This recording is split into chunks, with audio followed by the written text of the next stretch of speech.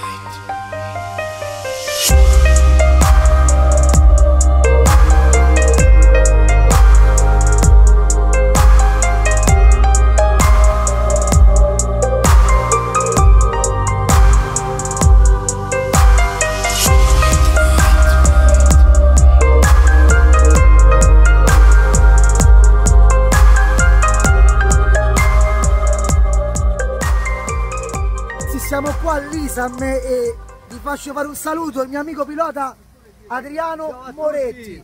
Allora, giriamo. Adriano, dici al volo i pronostici qua. I pronostici vanno benissimo. Siamo primi in gruppo A7 con la mia Clio Williams gruppo A. Questo è il tuo fiore? Sì, siamo primi di classe e settimi assoluti. Primi di classe e settimi assoluti. Poi abbiamo fatto la Twingo qui 1600 time attack, siamo primi anche in time attack. Poi siamo primi anche con Antonio Davelli con la 106.600. Primi? Grandissimo. Ciao Antonio! Ciao, guardate un po' qua dentro, regà. Ti è? E poi? Quindi i pronostici sono positivissimi. Sono positivissimi perché c'è la mascotte del team. Ciao bello! Saluto. Per la prima volta un team ha portato una macchina elettrica a ruote coperte. Anche se questo è elettrico, ma non c'è sta. Lo dobbiamo far vedere. Andiamo a farlo vedere. Dobbiamo andare in tempi moderni. Questa è elettrica. Siamo primi anche con questa, abbiamo dato 7 secondi al secondo. Quindi questa è elettrica. La prima volta in pista che porti un elettrico. La prima volta un elettrico. Siamo primi nella categoria, siamo in 3 in categoria e dai, non è andata male, dai. Abbiamo fatto un nameplate, come si dice, soldato. Ti ho portato una bella sfilza di macchinette, Belle macchine Patrick ha portato, siamo tutti di noi. Abbiamo fatto va benissimo. Una grandissima. Ci vediamo in pista. Ci vediamo in pista. Grande. Dai.